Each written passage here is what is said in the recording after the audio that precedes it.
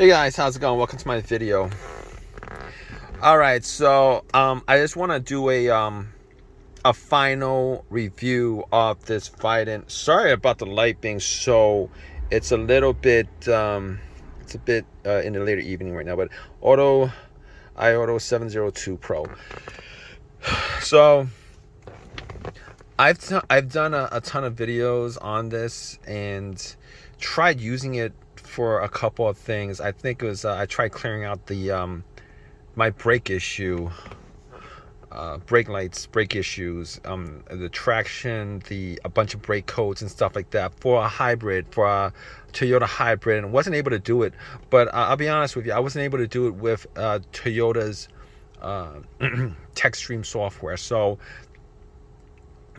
I did put out a video on that, and I made a video bashing this a little bit because of that. But to be honest with you, no scanner would have been able to clear that because of the issues that it was having as far as the hybrid brake system was concerned. So I guess this video is pretty much just to make up for the previous videos that I had. I didn't really, aside from the OBD2, I really didn't test out much of this because, to be honest, guys, anybody who tells you that they're going to test this out with a car that's fully working, they don't know what they're doing, because cars these days, if they don't have any issues and you try to test something out, there's a good chance you might actually cause some issues that you didn't have before. So, but I was able to test out the angle, the steering angle, recalibrating the steering angle sensor, and I've done that about 5 times, and it's worked. So just off of that, and the ABS and SRS light, I was able to clear that light off, the traction light off, after clearing the traction sensor light. OBD2 does work. I'm just telling you guys the things that have worked for me. And I gotta tell you, at one point I was either gonna throw this out. This was not part of my tool reservoir. Wait, reservoir? This was not part of my tool. This was not in my toolbox. I have another OBD2 scanner, which is what I bought. One that I bought from. No, I didn't buy it from Harbor Freight, but it's one of those Harbor Freight branded. Wasn't Harbor Freight branded, but it was one of those Harbor Freight, one of those scanners you can get at Harbor Freight. Forget the name of it, but they were going for around $200, $179, and that scanner did not have the calibration of the steering angle sensor, and this actually has that, and it did its job. And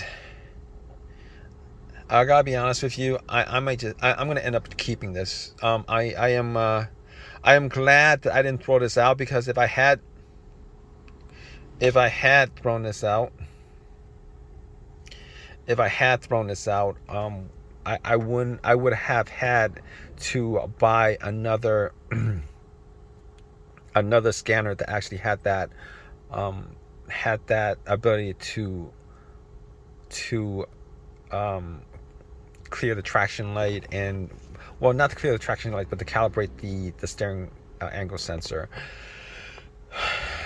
So at this point, having used it for other things outside of just the general OBD2 scanning usage, I will give this, after like having this for after 3 years. I've had this for a while.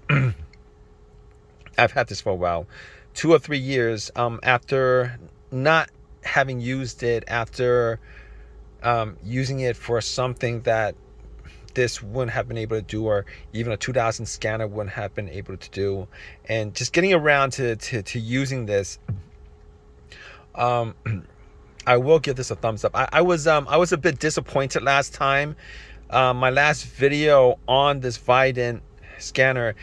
Keep in mind, this scanner is $150, and I think it's still out there selling for $150.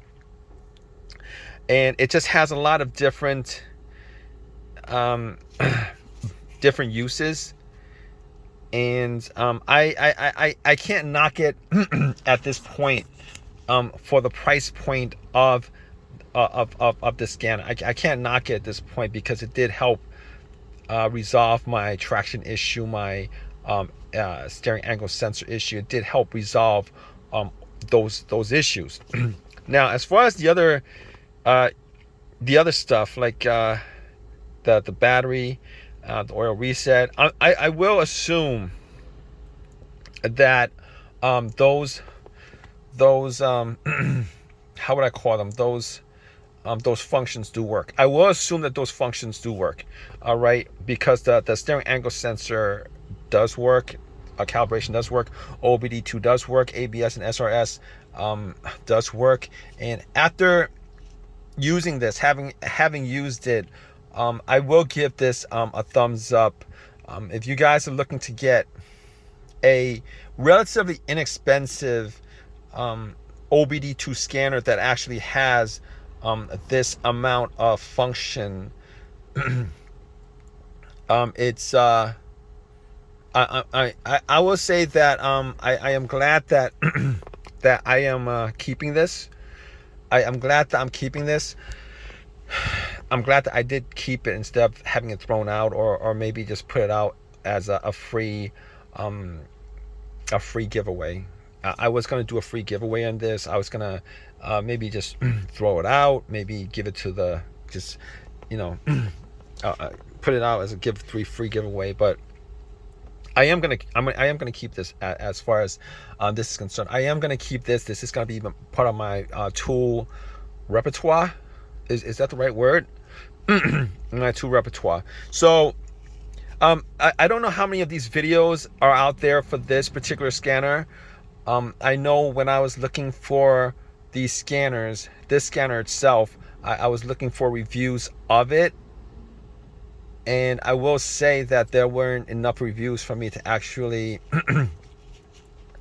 you know, there wasn't any reviews like 3-4 years ago for me to say, yeah, you know what, I'm just gonna trust it.